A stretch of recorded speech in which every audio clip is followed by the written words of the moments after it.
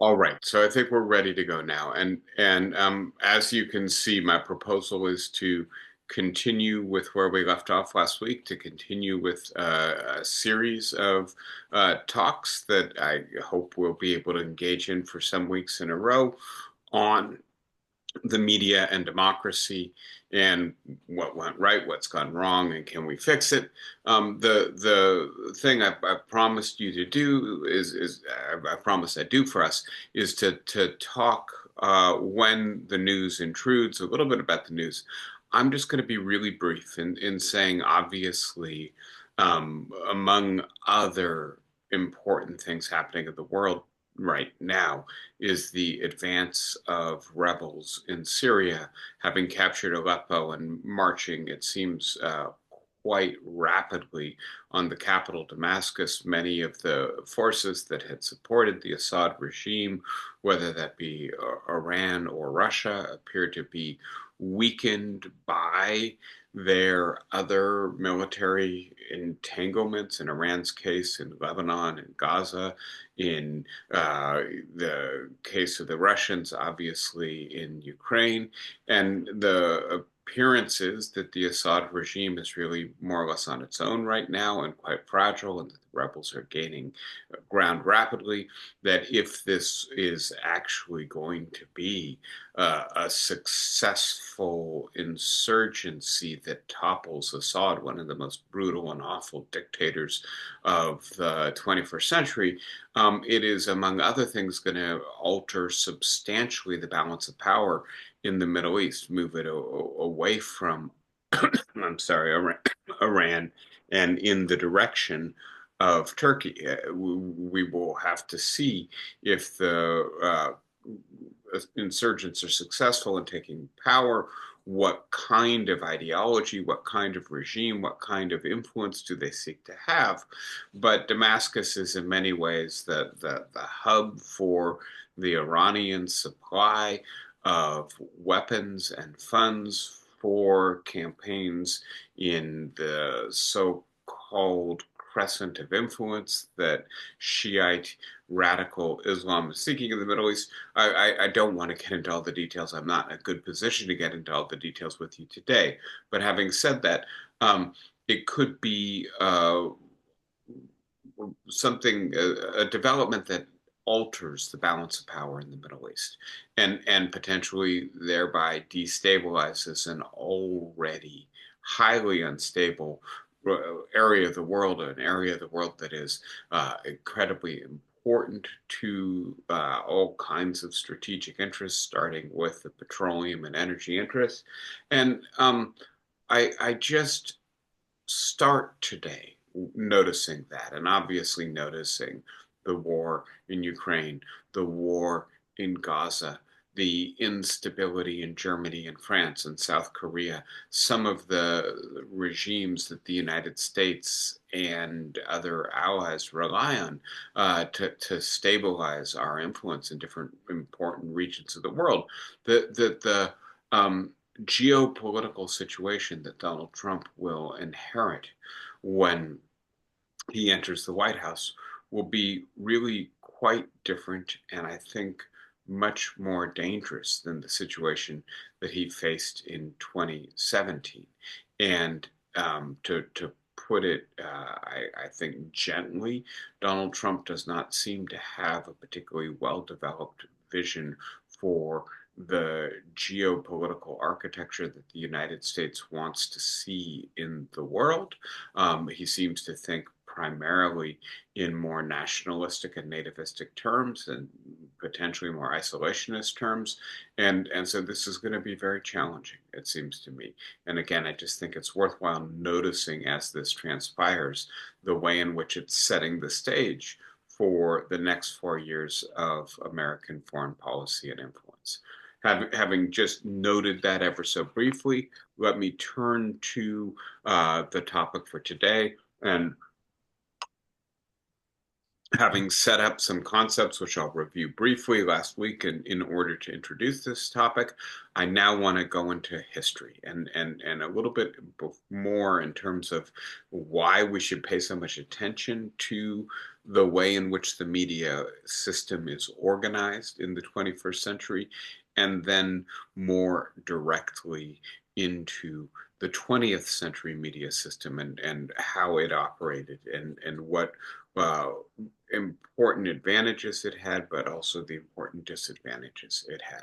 So I've spoken with you already about these two images. I'm just going to point out one more thing about the contrast between the Currier and Ives lithograph from 1873 and the Goya etching from 1815, 1820. And that is that Currier and Ives, in a sense, are pointing to technology that, generally speaking, allows for what I'm going to call a decentered public sphere, a public sphere in which the media of communication, the technology, permits, and we can start with the right steam powered press. Um, for a proliferation of newspapers. And this is the beginning of the era of the local newspaper, in which there are thousands of newspapers springing into life across the United States, in which, at least in certain areas in the United States, the number of newspapers purchased per day exceeds the number of people living in the area. So people are reading more than one paper a day. They want to see what both the local papers are covering, or maybe there's an evening paper and a morning paper, and they want to know what's transpired during the day. Of course, there's no television, no cell phone, no radio, no other source of information to compete with the newspaper, but it is a decentered system. It's a system in which each outlet can produce its own news, and in which many of them police each other for disinformation. Whereas what Goya, I believe, is evoking in his print is an era in which basically the state entirely controls the media system, and with it, the spectrum of information that receives public attention, at least is broadcast via media for public consumption. And so just one thing to be thinking about, right? How the media structures attention and communication depends in part on whether it is centrally controlled or decentered. I started last week in a way that we've talked about before, in some of the deeper discontent with democracy in the 21st century, the idea that democracy promises and articulates promises in the throes of revolutions and writing constitutions, that in a sense, it in so doing issues promissory notes that it over time tries to deliver on pain, right? But that the idea that it's not the case that the rights that are articulated in the Constitution or the pledge that's articulated in the Declaration of Independence are simply realized by being expressed in that way, but require institutional articulation, and that the institutions very frequently fall far short of the ideals that are articulated in these moments of revolutionary fervor. That tension can be constructive. It can lead us to do things to try to improve our institutions so that they better realize our aspiration to live in a democratic society that protects our rights, or they can be destructive. They can suggest this whole thing is just hypocrisy. It's just a story that we're being told to try to purchase our quietude or acquiescence.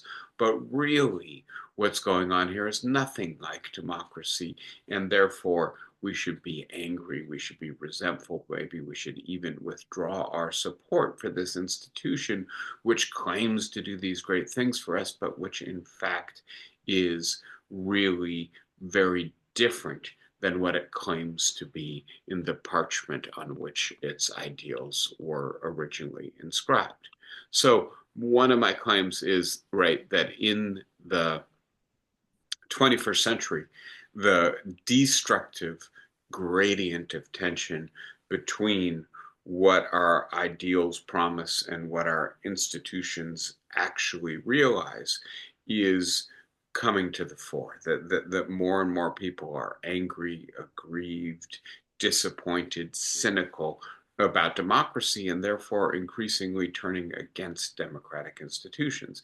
And so if we believe that the right response to this is to try to reform democracy, then we can do it in two different ways. We can try internal reform, try to, make Congress more responsive, perhaps by allowing less money into our elections. And certainly what we're seeing, I don't know if you've seen, but the amount that Elon Musk spent on the most recent election has been revised upward now that some of the filings have been made from $100 million to $250 million. And certainly this is going to be the most expensive election cycle in American history, and it certainly looks like technology, magnates, others who are interested in lower corporate tax rates or lower high income tax rates put an awful lot of money into this campaign, maybe on both sides, but the idea that in a campaign in which people are contributing hundreds of millions of dollars to candidates and PACs supporting candidates, that the average person has an equal opportunity to influence the outcome is obviously no longer plausible. So there's room to work on reforming the central political or state institutions of democracy. But my suggestion is, and this is something we've been talking about for a while, that the social conditions, the cultural conditions, the technological conditions that are not part of the state, but are the broader context in which democracy operates, they also deserve our attention. And in this series of talks, I'm going to direct our attention to the exogenous, to the surrounding circumstances of democracy, and in particular to the public sphere and the way in which the public sphere is organized and conducted by the media system. And so that's right. Again, just reviewing where we left off last week was talking about two related diagrams, one of which shows what I'm claiming is a scale, a continuum of the degree of openness of media to ordinary people's inputs, to the inputs of civil society organizations that are vying for attention. And the idea, the simple idea of this diagram is that the media system can be completely closed, right? It can be controlled by the government, and only what the government wants to allow in is allowed in. Or it can be controlled by media corporations who completely restrict access to content based on what's in their interest or their ideological standards. Or it can be more open, right? Balanced between corporate control and professional journalism. Or even better, right? Allowing representative experts in and allowing them to determine some of the issue of what's going to be publicly available, or perhaps still better, the idea that ordinary people are part of the editorial class who determines what is allowed into the media system, but still some editorial function being played, some attention to the question, is this relevant? Is this edifying? Is this going to contribute to public learning? Or instead, is this just BS? Is this just something that really has no public relevance whatsoever? Is it disinformation? In which case, not only the professional journalists and the experts, but citizen editors, ordinary people say, no, this shouldn't be part of our circulating public conversation conducted by our media system.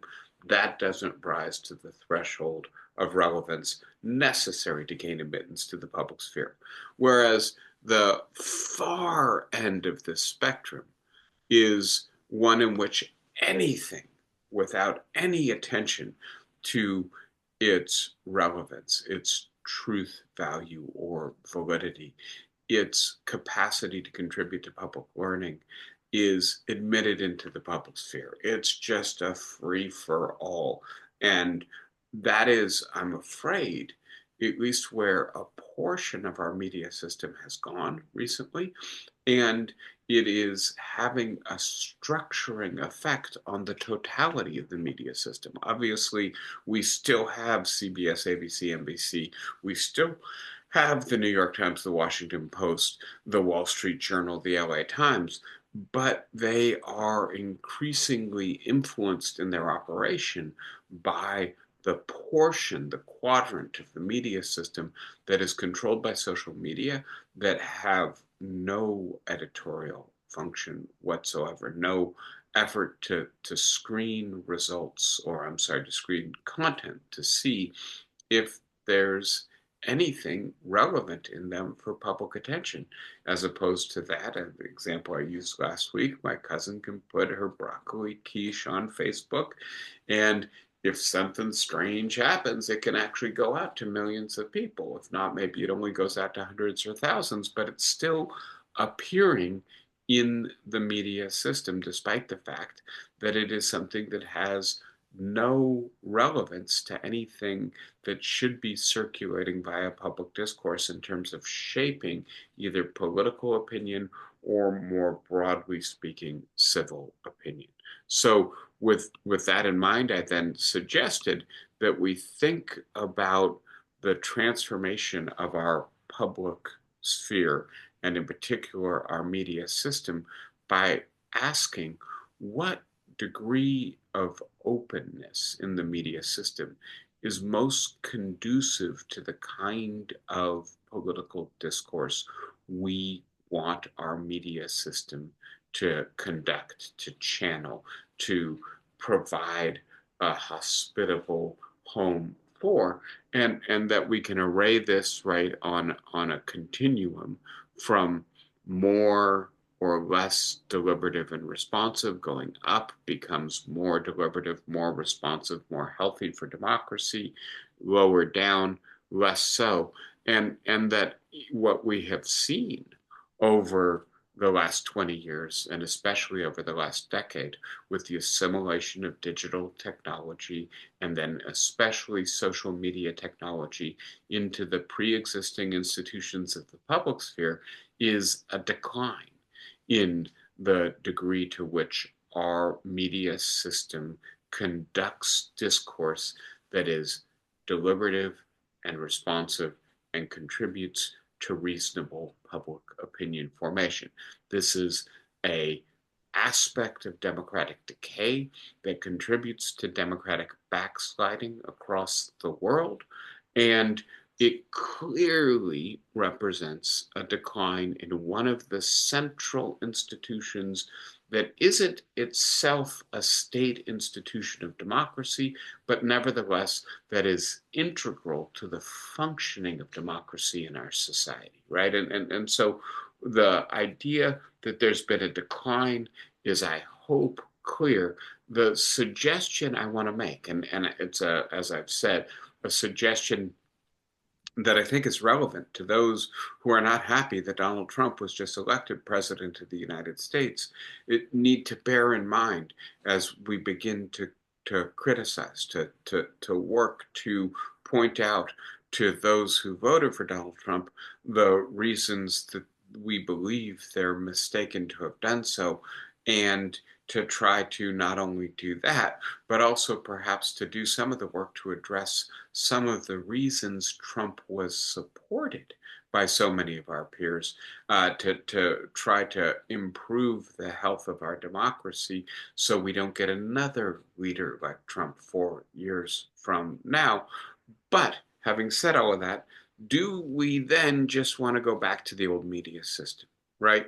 And what I hope this diagram helps us to see is that the old media system, while it is better than what we have now, had some important deficiencies. And what we should aim to do is not just to go back to what we lost as if it was paradise, but as opposed to that, to actually do our best to introduce reforms that take us to a better, more deliberative, more responsive media system, and to explore whether or not the new technology that has transformed the public system might actually have beneficial consequences, or what media scholars call affordances, right? That they afford new possibilities that would improve the public sphere if we can appropriately institutionalize and regulate the new media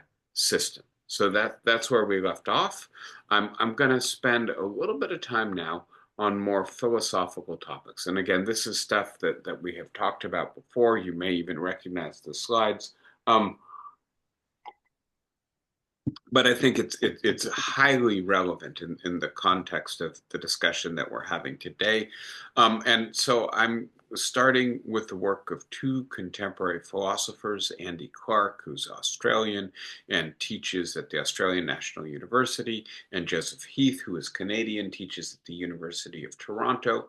And they've both done, I think, really important work on what you could call the cultural mind and cultural evolution. I'll take the most basic example here. Presumably, at some point in human history, humans didn't really have language, right? We might have had a few guttural utterances that we used to communicate a few basic ideas, but we didn't have anything like the capacity to construct grammatically complex propositional statements that we have today. And then somehow, right, interesting speculative question, we slowly developed natural languages. And as we did, I want to suggest, right, that our capacity for thought was radically transformed. There are all kinds of things we can do with language that we can't do without language. To take the simplest of examples, counting, right? Once we have numbers, right, which is something that really is only possible once we have sophisticated natural language, we don't just have simple quantities like small or big or less or more. We can say that, well, I've got 17 books on my desk, or 27 papers that I'm supposed to be grading. And then we have, right, a much more precise way of talking about the numerical dimension of objects in the world, and pretty soon we're doing mathematics. All of that depends on language, right? And similarly, our ability to develop hypotheses. The best way to hunt antelope is to go into the forest with spears and bows. No, the best way is to try to stampede them to this area where we can trap them, and it'll be much easier than hunting them one by one through the forest. Which of those is the right theory? Well, we can have that discussion once we have language. Before we have language, we can't even formulate the hypotheses. So I hope this is clear, right? But our minds depend on the intellectual technology that is available to us when language is available, when written language is available, when the printing press is available. We are actually thinking in different ways than when those intellectual technologies are not available to us. Andy Clark has formulated this as the extended mind thesis. The mind is not actually exclusively contained in your brain or even your body. It is out there in the world we occupy. And so I'll give the example of what we're doing right now. And so I'll come out of my slides to speak with you face to face about this for a second. Um, Imagine you invited me over for dinner, right? And I said, "Oh, it's so nice to be here. Let me set up my slides. And now I'm going to talk with you for an hour about media and democracy." Right? I assume that that would be the last time you would invite me to dinner, right? That's not proper dinner etiquette. And by the way, when we look, right, sociolinguists try to see in ordinary social interaction, what is the longest amount of time we let somebody engage in a monologue, just speak on their own without being interrupted? Typically, it's about 2 minutes, and that's the long end of it, right? And the What do I, you think? I couldn't hear you. Say it again.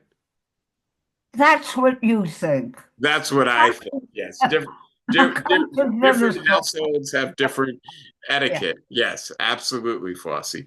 But when sociolinguists study this, and maybe they didn't get to your house or my house, it's yeah. around 2 minutes. Um, so we now have these contexts, right? Let's call them schools. Let's call them classrooms. Let's call them lectures. Let's call them lifelong learning classes where we let somebody speak for an hour or 2 hours at a time, right? And in doing so, we allow them to convey a much more complex train of thought to us than would be possible if it was the normal give and take of ordinary conversation, right? This is another illustration of a kind of intellectual technology that is, I think, worthwhile thinking about, right? And it's worthwhile noting, maybe not them alone, but around 25, 2600 years ago, the Athenians developed this institution of the school, right? And they actually gave their students, because they didn't have paper, they didn't have pencils, they gave them wax, right, to imprint their impressions with. And they began to develop a more complex culture, right? Because as opposed to kind of informal socialization that occurs at home, trying to learn from your parents, now you were in a formal institution dedicated to learning, transmitting culture, equipping you to think well. And the result is that people started to think better. So I hope this is reasonably clear, but Clark's thesis, right, is that the way in which the and somebody asked that transcripts be made available, so I've done that. That's fine with me. I think you can get rid of it if you don't want to see it. But Clark's thesis is right that we really rely on all kinds of intellectual technology to think. We can't do really very basic mathematics without pencil and paper, right? We can't really remember what we're supposed to get from the grocery store unless we write down a list. And by the way, I can't remember Andy Clark's theory unless I have his book ready to hand in some notes on it, hopefully that allow me to get to the right page to convey this to you. So we rely on our built environment and the way it creates a space that's good for reading, a space that's good for conversation, and contains all kinds of resources that allows us to think. And really, that is part of your brain. If by your brain, or part of your mind, if by your mind, you mean the way in which you think. Now, the other philosopher, Joseph Heath, has written this more recent book, Enlightenment 2.0, in which he argues, look, what we learned from Andy Clark, what we learned from a whole bunch of other recent philosophers and psychologists and people who are doing brain science, is that the Enlightenment, right, pick your favorite theorist, whether it's Voltaire or Kant or Rousseau, right, but the people who were so excited about the capacity of human reason and the human mind to solve all our problems actually exaggerated the capacity and were confused by the fact that there was this rapid expansion in human learning occurring with the scientific revolution, occurring with the Reformation, occurring with the release of the arts from the hold of the nobility and the church. All of this, right, wonderful development was occurring.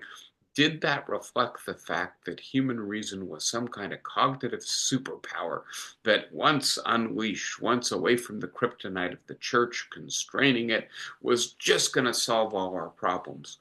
Or instead, did it reflect the fact that we had better schools, that we had the printing press, that we were starting to get more general literacy, that more and more people were reading newspapers?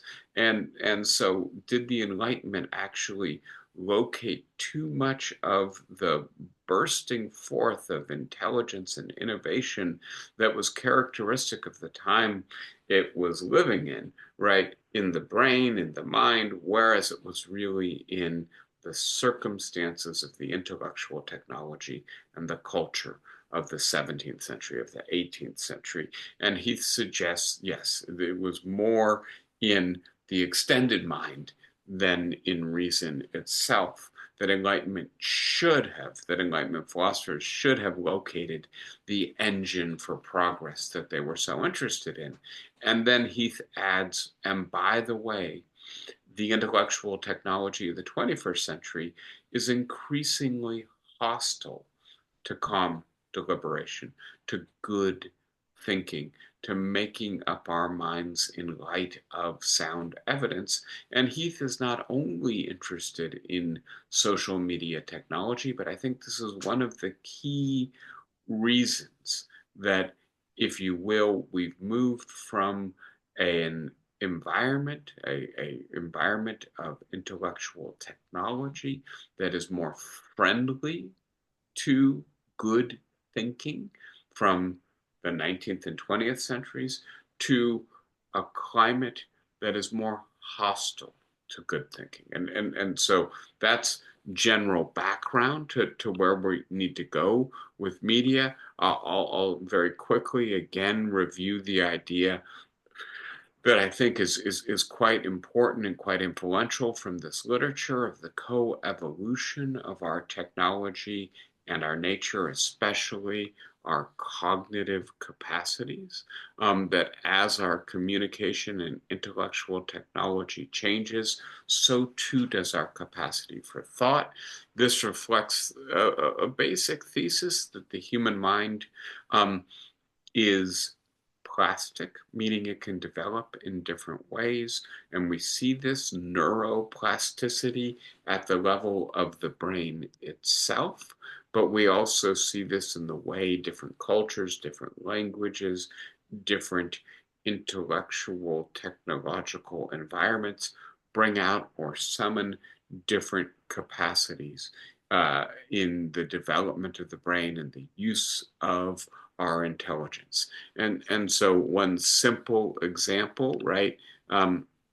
Cooked and processed foods, and so the right mean group size of monkeys, of apes, and of humans, right, is directly related to the amount of neocortex, the new brain available. The stronger, the newer portions of the brain are, the larger the size of the group possible, and please note, right, this is anthropological. This is looking back hundreds of thousands of years. Obviously, the mean group size of humans today is much bigger than 150.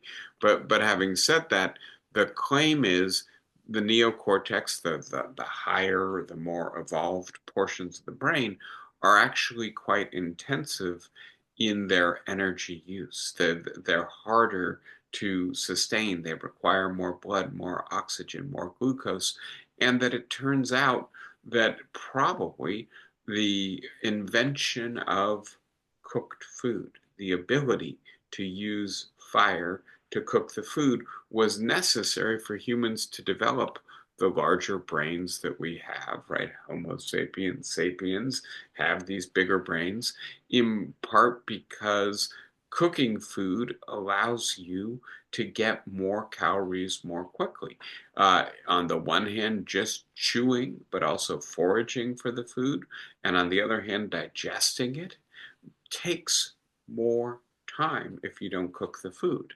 And we go from there to books and maps and clocks, which I've got here on the diagram, the first mechanical clock, right? That we have changed our nature of our society, but the nature of our thinking as well by developing these new technologies that I don't want to say, right, as some technological determinists say, we are just the tools of our tools, right? Whatever our tools are, that's where we go. But I do want to say that technology strongly conditions what we do. And so that when new technologies give us new potentials, it's often very hard not to use those potentials and not to be shaped by the technology. And when we focus specifically on intellectual technology and the technology of communication, I think, right, we have to ask a few questions. What kind of technology is it? Is it a technology for few to few communication, writing letters, right? Which, depends on having pens and papers and a postal service. But generally speaking, I write a letter to my grandparents or my friends. I don't write a letter to thousands of people simultaneously. My hand would run out of energy. What does it do, right? Does the technology allow us maybe to start communicating one to many, publishing a newspaper as opposed to just writing a letter, or many to many? Social media, which allows my cousin to put the quiche she's so proud of on Facebook, despite the fact that, right, that probably wouldn't have made its way into the New York Times in an earlier epoch. Another question: how common or ubiquitous is this technology? Is it easy to use? And so back when written work was transcribed by hand, right? The old illuminated Bibles, etc. The language that was used tended to be an esoteric language, an educated elite language, Latin very often, right? Um, and so it was an intellectual technology, but it wasn't widely available. Most people spoke the vernacular, and the result was that they couldn't make heads nor tails. They had to rely on church officials to translate the significance, the relevance of the text to them. Whereas, right, the technology that we're talking about today is fairly ubiquitous, right? I think we're up to 4 billion human beings having social media connectivity, i.e., around half of the world's population. And it's relatively easy to use. My mother-in-law is basically blind, and she still is able to use this technology, right? She uses it on a big screen. But having said that, the idea that you don't have to be literate, that you certainly don't need esoteric knowledge to use it, makes it more universally available? To what degree does it become socially expected and necessary? And so I just got back from Wesleyan University where I was giving a talk. The person who's the chair of the department I'm giving a talk to doesn't say, meet me in the hotel lobby at 3 p.m. He says, I'll text you when I get there so that we can walk over to where the talk is happening, right? And this has just become so expected, right? I've got a cell phone. He has a cell phone. Of course, he can text me. And so there's no need to set a precise time. He can just figure out how long the traffic takes him to get there, right? And the idea that in a sense we can't navigate the social world without using this technology makes it not only in a sense ubiquitous but also almost obligatory to have the technology. And then one more question that I think is a general question about how technology influences our cognition, our culture. How quickly do we adapt the new technology?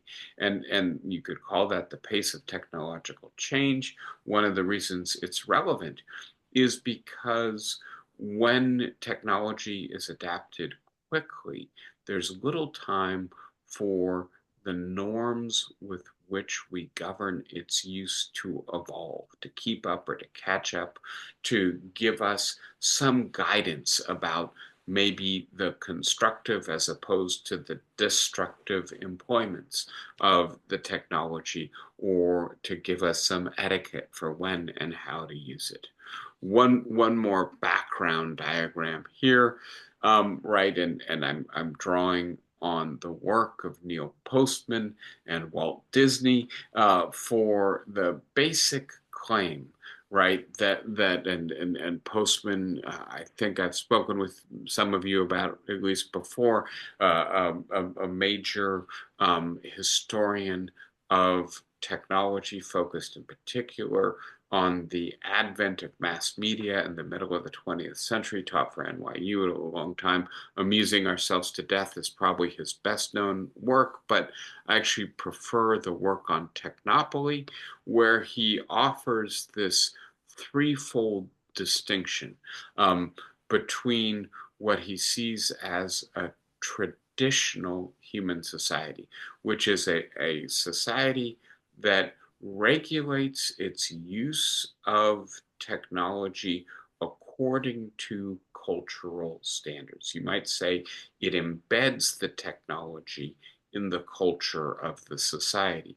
If the technology has appropriate uses, uses that have an affinity with the values the culture contains or extols, then yes, we'll adopt the technology. And by the way, if the technology seems to be hostile to or in tension with our cultural understandings, then no, we're not going to use that technology. So we limit the use of, the development of, the spread of technology according to shared cultural and ethical standards. He suggests that in the 19th century, the fact of capitalism, the rate of technological innovation, the use of technology to outcompete your rivals in a market economy led to an upending of the old-fashioned ethical regulation of technology and to a different kind of society in which there's a tension between technology and tradition. He calls that kind of society a technocracy. Um, the question of should we or shouldn't we get automobiles, for instance, right? And it's a little hard to remember, but should we or shouldn't we use radios? Should we or shouldn't we go to the movies? Should we or shouldn't we use the television? By the way, an earlier debate along these lines was with regards to the paperback book. Are these things going to be good for our culture, our society, our religion, our kind of politics, or are they going to be bad? Some people said they're going to be bad and we should not use them. And there was sufficient ethical concern that this perhaps slowed the rate of technological adaptation or the spread of technology to the point where it became ubiquitous, but it wasn't uniform. It wasn't universal. It's not like the old tool using society, in which if we don't think it's valuable or compatible with our values, then we're not going to use it. In the 19th century American context, because capitalists could profit from the use of new technologies, if they came up with a new technology, they very often used it. Finally, what Postman suggests has happened in the 20th century, what I think Disney captured very well in Fantasia with, right, the sorcerer's apprentice idea, is that we have completely surrendered to our technology. We just go where our technology takes us. We no longer ask or try to answer the question about the compatibility with the technology to our cultural values. The cultural values have been eroded and weakened by diversity, by rapid change, by the waning influence of tradition in modern social circumstances. But conversely, it's also the case that technology has just become such a huge productive force that it's hard to imagine disciplining it and controlling it. So culture is weaker, technology is stronger. We go where our technology takes us. And if our technology tramples us, well, so be it. We may be in trouble, right? And although obviously Walt Disney, I think that cartoon is from the 1940s, is probably thinking about different kinds of technology than we're thinking about. The concern about artificial intelligence escaping our control, I think, is very much well represented by the Sorcerer's Apprentice. All right, now to get right back to the 21st century, I want to point to the rate of technological adoption. And this is an index, a way of measuring the rate of technological change. So we start with the radio, right, in the 1930s, or right, the automobile in the same time frame. They come slowly online, right? We're talking about a decade or 20 years for them to really take hold. The color television, right, comes more rapidly online, goes from very few people having them to them being relatively ubiquitous in a roughly 20-year period. But then when we get into the computer, right, or the internet, or social media usage, what we're seeing is rates of technological adaptation and then rates of the technology becoming nearly universal that are incredibly accelerated. Certainly, relative to a pre-technological society, this stuff just wasn't happening in the right long history of humanity before the 19th century. But even in the 19th century, even in the 20th century, the rate of technological change was much slower, right? You know, 10 times longer, 20 times longer for the new technology to become ubiquitous and obligatory than we're seeing with some of this new technology. So, what we can also measure this in terms of is the number of people using the technology, in this case, the social media platforms. And as you can see, billions of people. And please note that this diagram, which is the most recent one I could find, is from 2018, which is prior to COVID, which drove a lot of people onto this media system, right? And so really quite stunning. So now let me begin to talk about the specific question I have for you today, right, or in this series of talks. What should we want out of our media system? What work does it do for us? And how do we evaluate whether it's actually doing that work? And so I've got 4 points of orientation about what we need. Um, uh, in a media system capable of anchoring what I'm going to call an intact deliberative public sphere, a public sphere in which the public feels that it can influence the public opinion, that it can learn, that it can engage in debate about what we should be paying attention to, acting on collectively about what is relevant for us as a public. So, first idea, democratic legitimacy, right? The core operation of our democracy requires an intact political public sphere. And in saying that, what I mean is that it's the idea of a public sphere in which the public has some capacity to influence the circulation of opinion. It doesn't just come from the top and uh, we passively receive it in the way that Goya thought Spain was kidnapping the use of newspapers in his historical moment, or what's happening in China or Russia today. Um, and at the same time, that it's not just anything goes, any terrible disinformation or conspiracy theory can circulate and seem as plausible as the truth. We need a public sphere that has an editorial threshold that lets anything relevant in, but screens out the stuff that's irrelevant.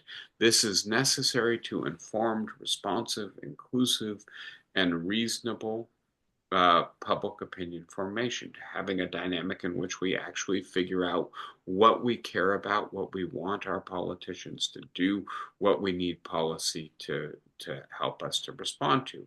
In turn, a deliberative public sphere depends on the appropriate organization of the media of mass communication, right? And so um, here we just need to recognize in the 21st century, typical democracies have hundreds of millions of citizens. We can't all come together in the same room at the same time. By the way, we're busy people, and so we're doing other things in addition to paying attention to politics. We need a media system that allows us to be in dialogue with each other, either uh, virtually or at least through our spectatorship of what the media system is doing. Um, and only in that way can we have the dynamic of public opinion formation that is informed, responsive, inclusive. We need to pay attention to how our public sphere is structured by our media system. Third point, and now I'm getting broader. I'm not just talking about the political public sphere, how we make up our minds about what we care about, what we want our politicians or our state or our policy or our law to do for us, but also our general cultural public sphere. What ideas that experts are developing in the sphere of quantum mechanics should we be paying attention to? Not necessarily because we're going to have to escape from a black hole at any point soon, but because we need to understand the way the universe operates, or the way in which scientists are increasingly hypothesizing that the universe operates. And obviously, that's a fairly remote example, but to continue into things that are a little bit more directly publicly relevant, how do vaccines work? How do they educate the immune system to respond to a virus that, if the immune system is not prepared to respond to, may be quite virulent, quite deadly, quite rapidly spreading? And do our vaccines have any side effects that we need to weigh in the balance when thinking about whether or not we should make vaccination compulsory, for instance, for attending public schools, or at least try to encourage broad swaths of the population to take those vaccines, right? I suppose the relevance of these questions to contemporary political issues is clear, right? But they're scientific questions. They're questions about how our culture assimilates expert knowledge. And in the 21st century, there's so much expert knowledge and it's so esoteric that for us to be able to gain access to it, to translate it into ways that allows it to make sense to the educated common sense of the public, we need a public sphere that gives us a shared image of the world and our knowledge of it and its relevance to the problems we face in the world. And here I want to suggest, in the same way that we need an intact political public sphere to form public opinion, we need an intact general public sphere to help shape a common culture that has accurate, relevant information in it, and that in turn requires a system of media, of mass communication that serves as a source of a reliable common culture. I hope this is making sense, and the core claim that I want to conclude with today, and I'll just try to get through this quite quickly. I imagine you remember the black and white television with the bunny ears on it, right? And maybe also Walter Cronkite, images of the pre-digital mass media public sphere, if you will. And I want to describe that public sphere for you a little bit, bearing in mind what we want from our political discourse and our more general civil discourse. And so the first thing I'll speak to is the advantages of the mass media system of the middle of the 20th century. And here, just to right get our orientation straight, this is a system in which there are lots of newspapers, right? Local newspapers and also leading or legacy or national newspapers, the New York Times, the Washington Post, the Wall Street Journal, the Los Angeles Times, right, in many ways are setting the agenda, not only for all those other local newspapers in terms of what they report on, at least in terms of national news, but also for radio and television, where we have three main networks: ABC, NBC, CBS, right? And maybe some smaller local networks as well, eventually the public broadcasting system. But the idea that this is a confined media system, that in particular, the largest outlets are relatively few in number, and that they are typically corporately owned for-profit enterprises, but that they tend to hand over the production of content to professionally trained journalists. And here I want to point to then a role that the journalists play. And this is a role in maintaining what I'm going to call an editorial threshold of admittance to the public sphere, right? If you want to get something in the public times, you have to impress the editor of the New York Times that your letter or article or opinion piece is actually relevant, is actually credible, is actually significant enough for them to broadcast it to their wide audience, right? And even if we're talking about the local newspaper or the local news, journalists understand themselves as, if you will, the principals of the public, the people who are there to determine the relevance, the credibility, the degree to which this is the kind of thing that we should make available to a wide audience or not.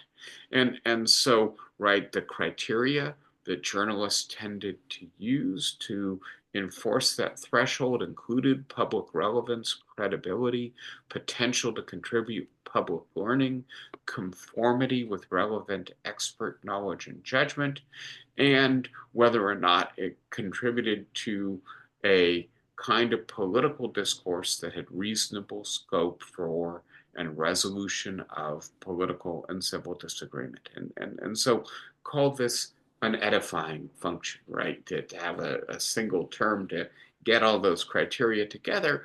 And journalists were trained in, right, professional journalism schools for the most part, but even if they weren't, by their peers in a core set of professional ethics.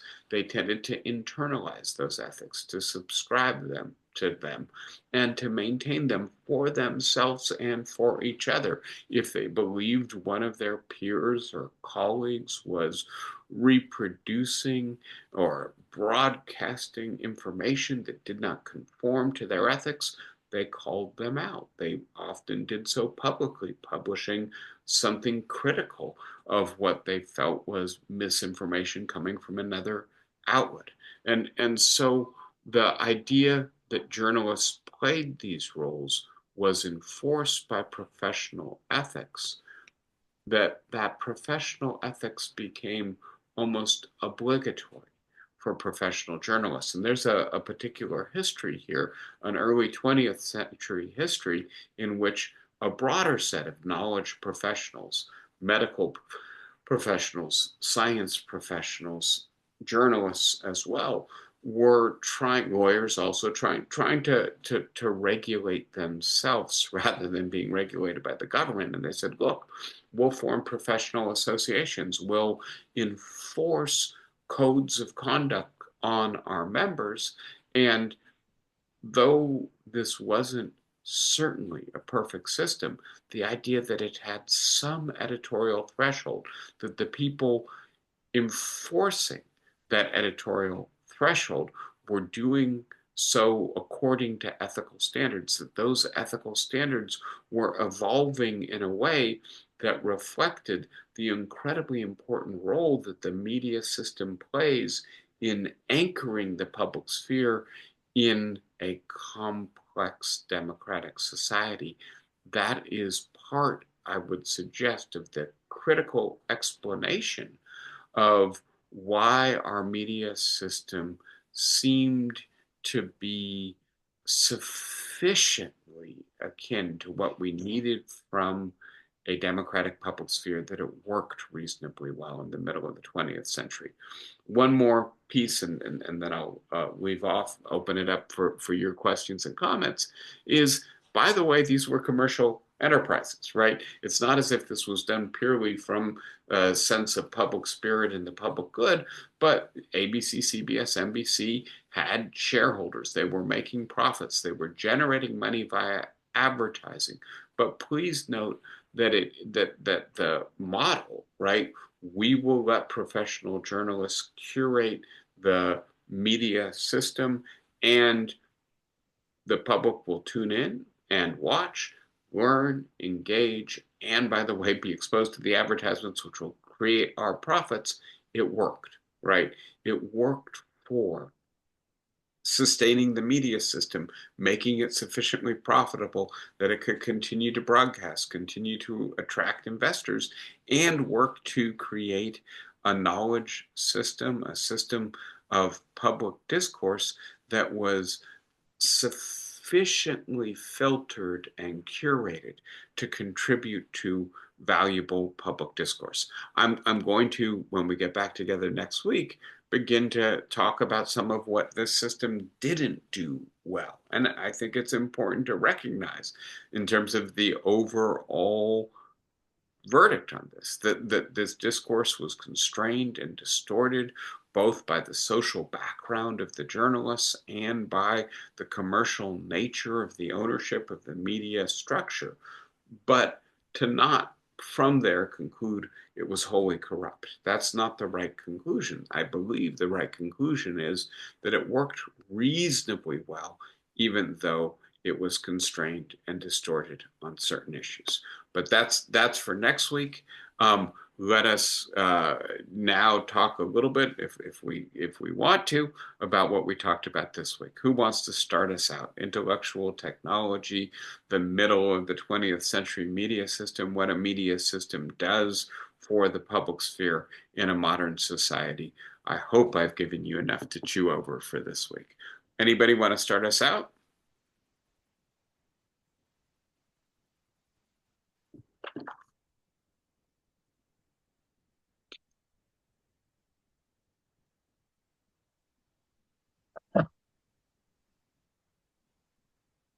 David, are you getting ready? Go ahead. Yeah, well, a couple of thoughts. First of all, I think you're absolutely right about the notion that of curation in the mid 20th century. Actually, 20th century, actually. yes. Hello. Yes. Hello. You're there. Yeah. You're okay. Barbara, I'm going to mute you for a Barbara, moment. Sorry, but it was creating that echo. And then when your turn comes, we'll unmute you. Okay? Good. Okay, go ahead, David. Yeah. I a year or so ago, I watched All the President's Men, the Woodward Right. Bernstein story, and I remember how hard they worked to get. I can't remember whether it was 2 or 3 corroborations of a claim before they could put it in print and the like. So they had these very particular rules for what constituted a publicly shareable claim. And as we've said many times in our conversations about social media, it's the ultimate democracy of information, and there are no safeguards. There are no entry rules. Any fool can say anything he damn well pleases or she damn well pleases, and that I think is a significant difference. The other point about the general notion of tools that we develop, tools. I think it's best to regard them as having no conscience, save the conscience of the people who invent them and use them. And so they're almost always either a tool for good or a tool for evil and malevolence, no matter what they are. I'm sure that this was true in the Neanderthal years as well as it is in our modern years. So tools are only as good as bad as the people who invent them and use them, and so the good is in the hands of the users of the tools. So that's my version of this. And by the way, a friend of mine once did a wonderful talk in which she gave claims about how new technologies were going to ruin the intellectual life of America. And she had like 6 quotes, and she asked us to guess which ones were about computers, which ones were about television, which ones were about radio, and I can't remember the other one. But the point is that each one of them was a claim that society is going to hell in a handbasket because this new technology is going to ruin our capacity to think critically. So. Yeah, and I do think that we have to be cautious, to speak to your last point, of a kind of techno-alarmism, right? You know, the idea, and I think we're familiar with this probably, that the paperback book is going to ruin Western civilization because it's going to give the masses access to information that they can't handle, and give them a sense of empowerment that's going to lead to the dumbing down of everything in our culture. You know, I don't, as you can probably see, strongly object to the paperback book. But having said that, yes, I think it's definitely the case that we have to be cautious and recognize people thought the paperback book and the radio and the television was going to ruin everything. And maybe it didn't quite ruin everything. And so maybe we're just in the throes of the panic that often takes hold when a new technology is being introduced. But I want to say, well, you know, actually, radio did have something to do with the rise of Adolf Hitler and Benito Mussolini and Franco in Spain. And so, the alarmists weren't entirely wrong. And part of the question then is not just the technology, but the rate of adaptation of the technology and the rate of the evolution of norms surrounding the technology, right?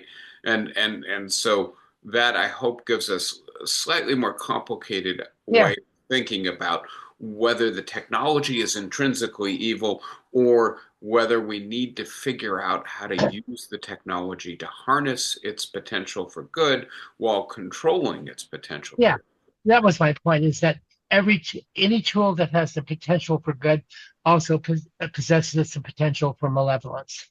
yeah. Yeah.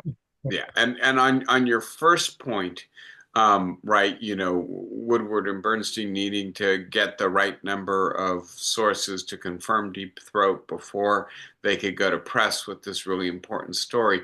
The story along these lines that I love. So Andrew Rosenthal, the editor-in-chief of the New York Times, a similar period actually in history, fires one of the leading reporters for the New York Times when he discovers that he was sleeping with one of his sources, right?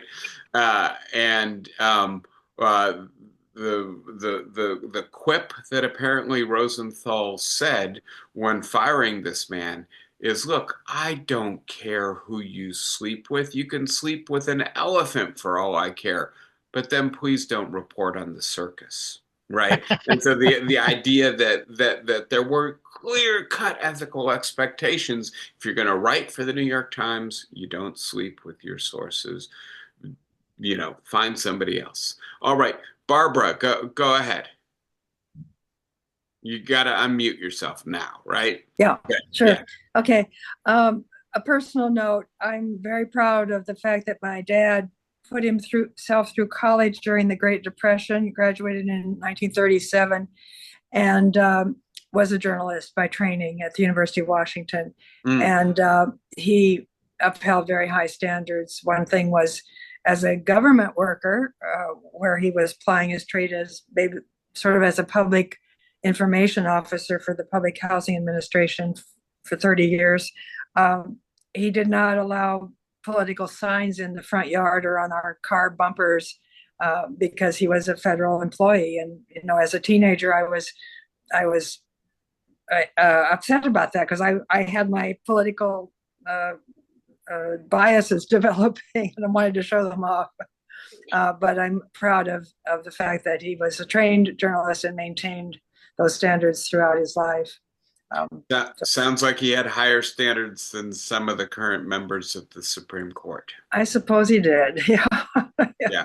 And I do think it's a fascinating history. I'm not going to talk a lot about it in the context of what we're talking about now, but this idea that professionals have an ethical obligation to the society that comes out of the role they play, the power that comes with that role, that power needs to be used responsibly and not abused. And I have to say, from the 21st century perspective, it sounds a little quaint, right? We seem to have mainly given up on this idea. But on the other hand, the fact that we don't have clear cut ethical standards for our professionals, I think is really deleterious in ways that we see from the Supreme Court to journalism to business ethics, right? Which is in many ways a moribund field right now. The question of whether it even gets taught at business schools is debated, which just again seems to be a really good indication of how far down this path of anything goes, of greed is good, of just be oriented around the narrow self-interest that you have within your career, as opposed to thinking about the broader relevance for society of what you're doing, that it's a long way, unfortunately, from the better world in which your father internalized these ethics, and which I think, many other professionals did as well. Yes. Good. Thank you, Barbara. And any other comments, questions, thoughts for today? Have a good week. I'll look forward to continuing the conversation with you next week on Saturday morning. Take care, everybody. Bye-bye. Thank you, David. Pleasure as always. Thank you, guys. Bye-bye.